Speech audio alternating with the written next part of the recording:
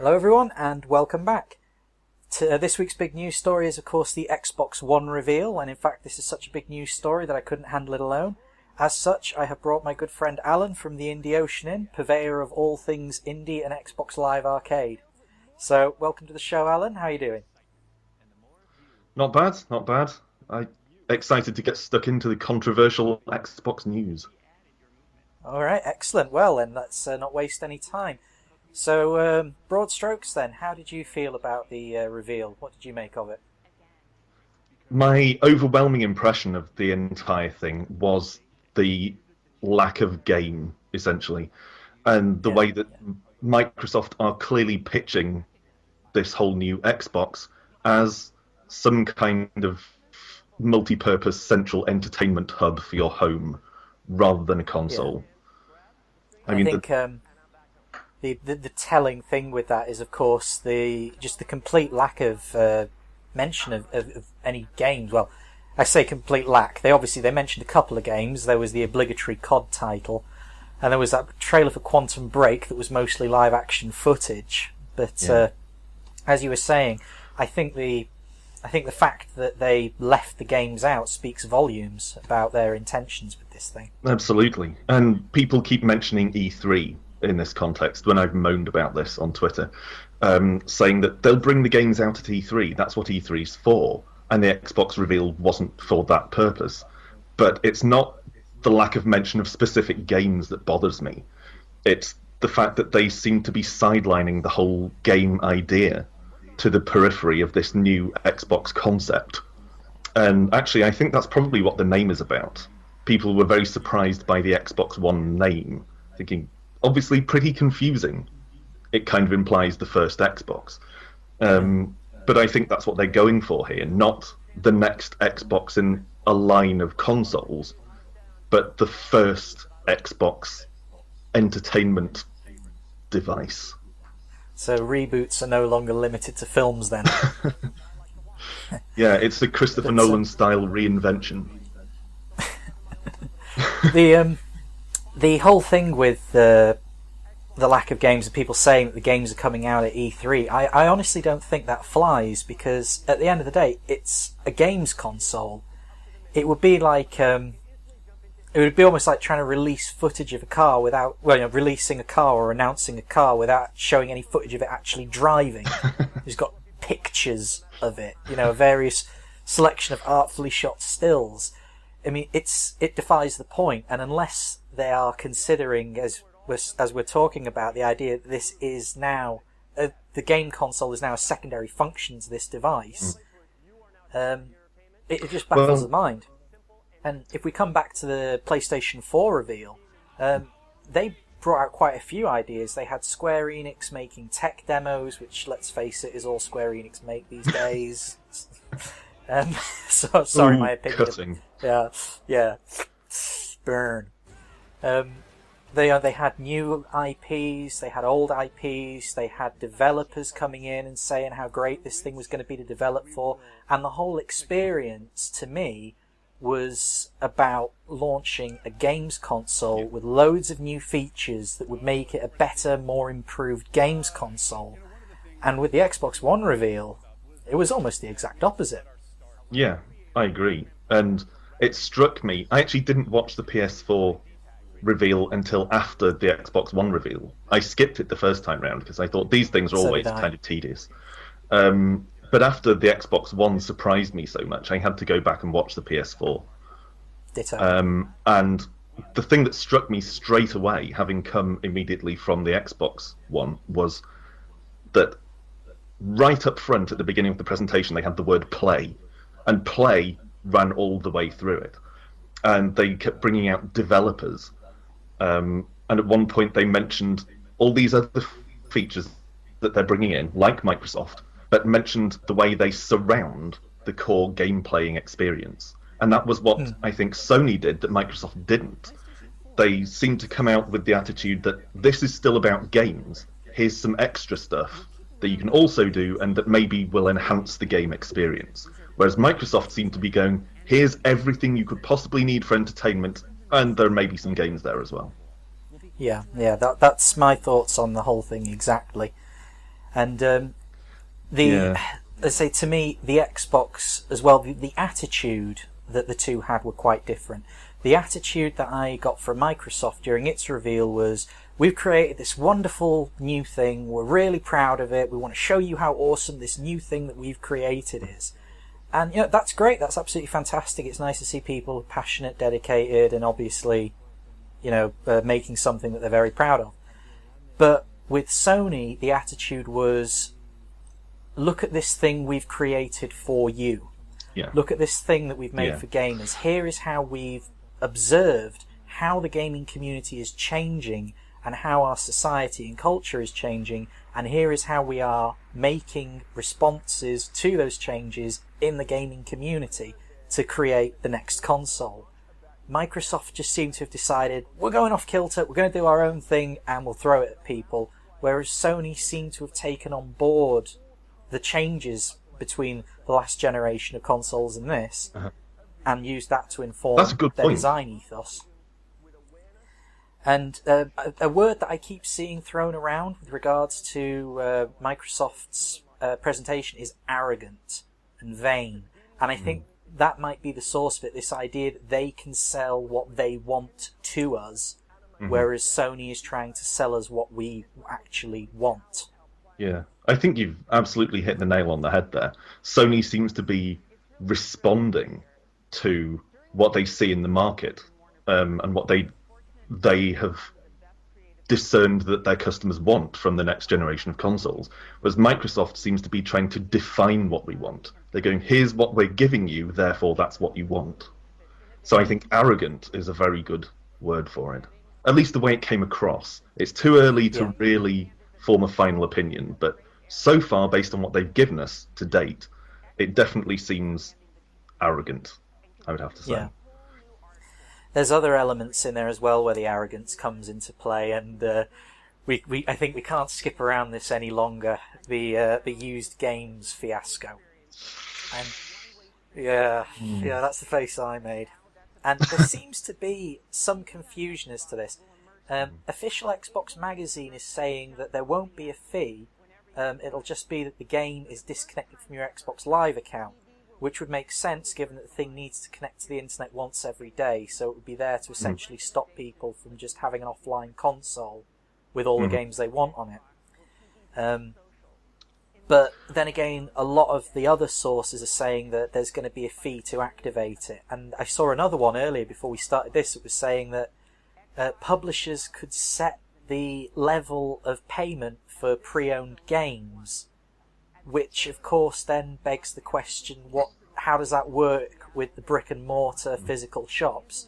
Or is this just going to be some sort of exclusive my camera just tilted, or is this going to be just some sort of online trading system whereby people can swap data between, swap games that are linked between their accounts, sort of kind of like if you could swap games on Steam?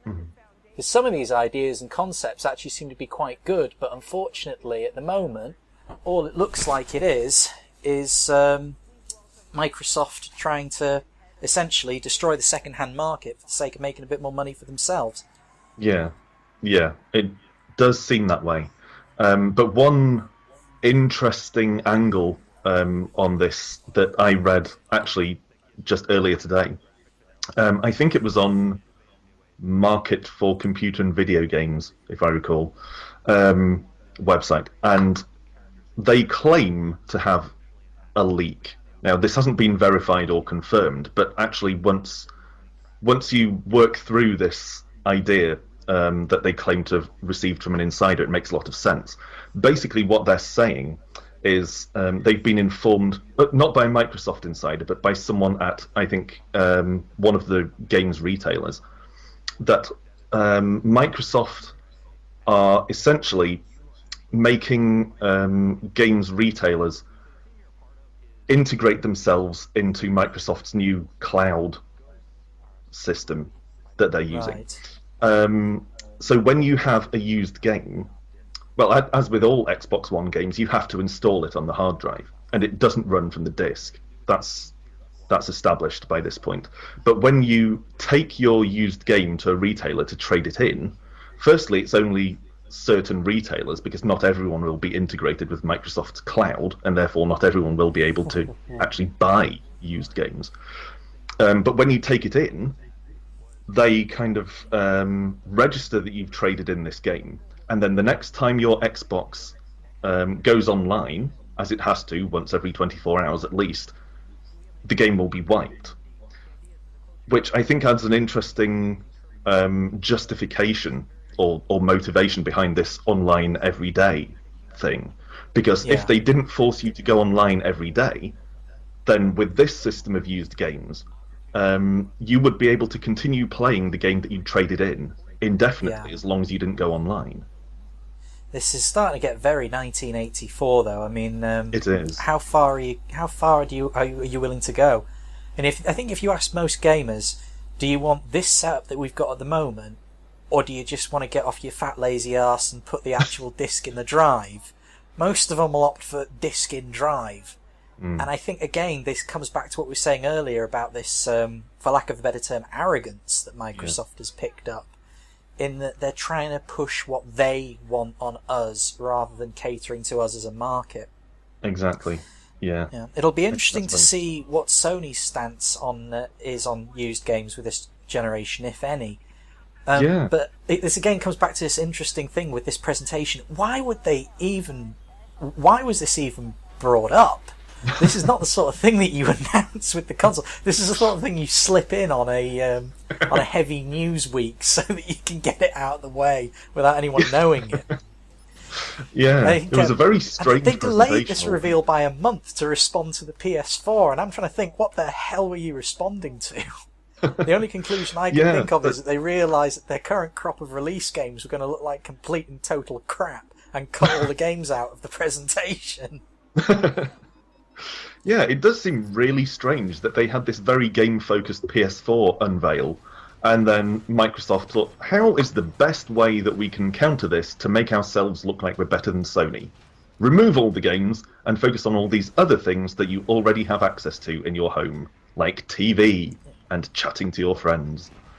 It seems very peculiar. And then, like you said, they were right up front and centre with all this stuff about lack of backwards compatibility, the used game market. They threw all this in there. It seems like a very strange choice all round. Yeah, see, this brings me back to my own little conspiracy theory on this.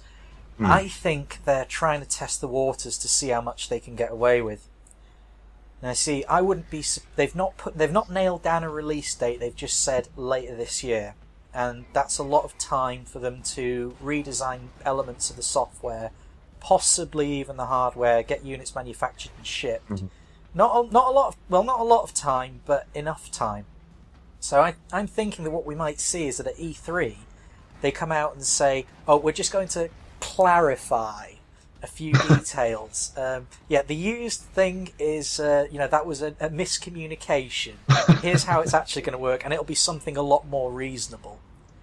Well, I've heard people say that about the always online thing as well, that it was leaked that the new Xbox was going to have to be online constantly, and when there was an absolute uproar from everyone about this, suddenly they came out with the whole, oh no, it's not all the time, just once a day.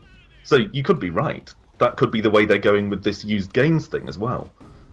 Seeing how people react to it, and then backpedaling frantically if it goes too badly. Yeah. So we've talked quite a bit about the Xbox One and how that related to the PS4 launch, and I think we've hit the key points that people are sticking on. So what did you make of the PS4 presentation then, and what was being offered from the PS4 in terms of it being the next generation of games consoles? Well, I feel like that is basically what the PS4 is going to be, based on the way Sony put it across at that unveiling. They definitely put it forward as actually a games console, and I can't help feeling that a lot of other people are going to have the same gut reaction to it as I did, which is that the PS4 is where you're going to go if games are what you want from your games console. Sony kept wheeling out developers to talk, and at about 6 minutes in, I watched the clock, they produced the magic word, the word of the moment, indie. Now, you know that that's kind of my thing anyway. That is your shtick. But that's a big market at the moment, and it's growing. I mean, Oh, definitely. we don't know when it's going to bottom out, but for the time being, it's still on the rise. And Sony got that right up there very early in the presentation. We want to work on bringing indie games to the market as well as everything else. It was just a brief mention, but it was very pointed. And I think that's just one more indication that what Sony's bringing to the table here is an awareness of what's going on in the games and gaming market. Definitely. And I think, again, just to harken it back to the Xbox One reveal again, I think I've, again, read something earlier today that Microsoft aren't actually going to be allowing independence. And if you want to get your games onto the new Xbox Live, it's going to have to be through a publisher. In fact, I think you might have posted that on Facebook. Was that you? Yes, I did see that, and I probably posted it on my Facebook. Almost certainly. Yeah. Yeah. Yeah, but as you're you say, going to have a publisher. Yeah. Yeah. It again shows a contempt for what's actually going on, almost as if I get the image of the king trying to command the tide to go backwards. But I loved the PS4 reveal. I actually thought that it wasn't only informative, it actually got me genuinely excited for this new console. And a lot of the new technology they were putting on show, especially with the games, I thought this looks like a marked improvement on the current generation. And when I looked at the Xbox One reveal and they were looking at this whole new COD thing, I was sat there thinking, okay, it looks smooth, but it doesn't look any more real. It looks more stylized than it does real. Like the dog, it looked really smooth, and it looked fine close up, but it didn't look real. It looked like a high quality Pixar character, I think is the only way I can put it. I have to admit, PS... I drifted a bit during that whole COD section. So I'm not the biggest most people Call of Duty fan anyway, so I think I went and cooked a pizza or something while that was on, just kept an ear open for any interesting news. But by comparison, I think the PS4's Old Man demo was actually a lot more interesting, because they were saying about how film has evolved over time, and how it started out people were needing to make extremely exaggerated motions to convey things, whereas now films are much better quality. You can see the subtlest expressions on an actor's face, and that is essentially what they think this current generation is now. Yeah. The point where the tiniest motions of expression, the tiniest crease in an eye, can be modelled. And that really did, I think, come across with the Old Man tech demo. It's just literally just an old man's head just looking around and breathing, but it had a sense of realism to it that I've never seen in anything. And I hope to God that was being generated in an engine live and not just pre-rendered footage. I mean, if it's pre-rendered, they're cheating. Well, it could go either way. But, yeah. But one thing that came to mind for me once I was mulling over the comparison between the two reveals afterwards was I started wondering about what this is going to do to the audience. That is, both Sony and Microsoft have a fairly hefty chunk of audience who were going to just buy the next console from that company regardless. A load of Xbox 360 owners would just buy the next Xbox anyway when it comes out. And the same fanboys. And yeah. But not even necessarily fanboys. Just people who own one, they realise that the Xbox has run pretty much to the limit of its technology. A new one arrives, they want to keep on with the Xbox, so they buy the next one. Just a logical upgrade. And the same with the PS3 to the PS4. But what strikes me here is that Sony are going to, the way they're going to hang on to that core audience. The people who were already leaning towards buying a PS4 are probably still going to be leaning towards buying it. Whereas I think Microsoft have taken a gamble that risks alienating a lot of the people who would have been pretty much guaranteed Xbox purchases, as they drive a wedge between them and this whole sort of core game market. Yeah. Now, I know when we've spoken briefly about some of this stuff before, you've mentioned Nintendo and the Wii, and Yeah.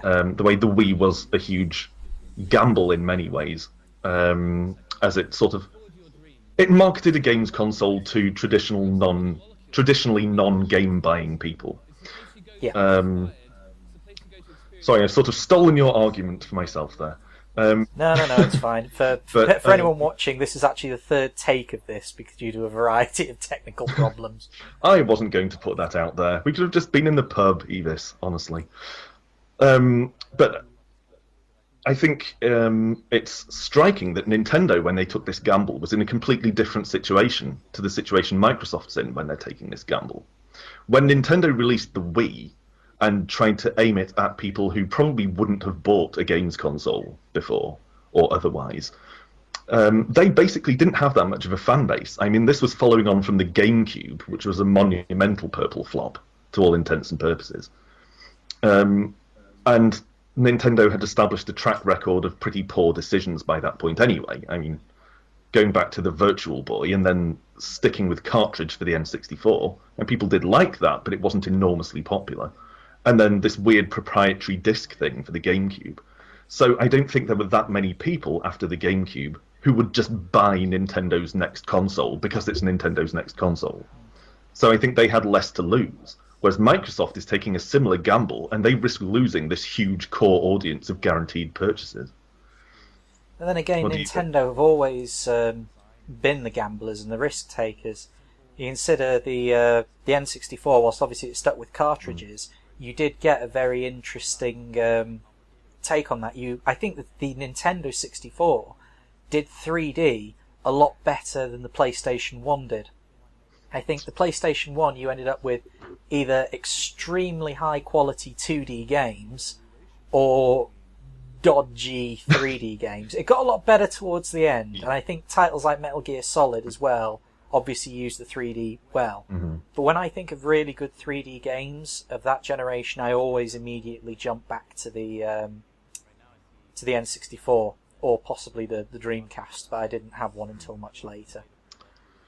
But the analog control as well, it launched with analog as standard, and that took a bit of getting used to. I know it took me a lot of getting used to. And yeah. Again, with the Wii, obviously, motion controls, and then a shift away from the core gaming audience and towards the casual market, the wives and girlfriends market, and of course, I'm sure there's a few boyfriends and husbands out there in that group as well. But again, yeah, as you say, I don't get why Microsoft has felt the need to take this risk unless they're just really wanting to expand their market share at the expense of their core audience, which again brings us back to this arrogance and then pushing a product that people didn't actually want just because they want to sell it. And Microsoft don't seem to be offering anything in this gamble. They're risking alienating all the core gamer audience by taking the emphasis away from games. But unlike the Wii, they're not offering anything unusual. They're not offering anything you can't get elsewhere. You can watch TV, and yes, okay, you can change channels with voice commands and things, but no one's going to care. And I hate to say this, Microsoft, but moving your thumb slightly is a much easier way to change channels than going Xbox Channel 3. I actually own a Kinect, and I'm just holding it up here as proof that I actually do own it. And you know what? I've not actually plugged it in. I plugged it in yesterday to see if I could get Skype on the 360 yet for recording this video. But that's the first time I plugged it in like... The last time I plugged it in was when Mass Effect 3 was released, and I wanted to play about a bit with the voice commands. And I did that for about 10 minutes and then unplugged the damn thing again. It's useless. I mean... I live, obviously, I've got to bomb around. I end up bombing around the country. I move house every 2 years, and I always end up in small places. So I can't game with it. Mm-hmm. And then there's the whole motion control thing and the wee Minority Report. And that's pretty much useless because you can achieve the same result almost immediately with a controller. Yeah, And agreed. It reminds me of there's this little skit in Hitchhiker's Guide to the Galaxy with the sub-ether radio that's controlled by emotions. But unfortunately, that means in order to listen to the same station, you've got to sit infuriatingly still. Or, if someone throws something at you, suddenly you're listening to Jungle Heat FM or something. But also with the PS4 demonstration as well, to just bring it back to PS4 for a moment. As I say, the general quality of the games, it looked like next generation, but also that presentation they had where they were creating sculptures with the Move. You remember that? Yeah. That I thought was genuinely clever. It's a bit gimmicky, and again, it's not something for the core gamers, but it also does demonstrate that they are thinking outside of what the market actually wants and trying to create new things as well. Yeah. But they're doing it parallel to delivering what people actually want. Yes. And when they did that band presentation at the end, I was just sitting there with my jaw on the floor going, what the fuck? I did not know what to make of it. I didn't know if it was just bizarre, if it was awesome, if it was kitsch. I had no idea what to make of it. Personally, I But that is the thing bizarre. that sticks in my head the most from that presentation. Yeah, well, if nothing else, it was a much more interesting presentation. Oh, God, yeah, definitely. It was just more entertaining to watch. And you could tell with both companies that they were both enthusiastic about what they were doing. Yeah. However conspiratorial you want to be about Microsoft's intentions, they clearly have a passion for their vision, regardless of whether we agree that it's the right one or a good one. But Sony's presentation just seemed to bubble with enthusiasm all the way through. They seem to be just alight a lot more with, polished. and they seem to be genuinely excited by the things they've discovered that we can now do. And we're really excited by these ways that we can help you play games and make games more fun.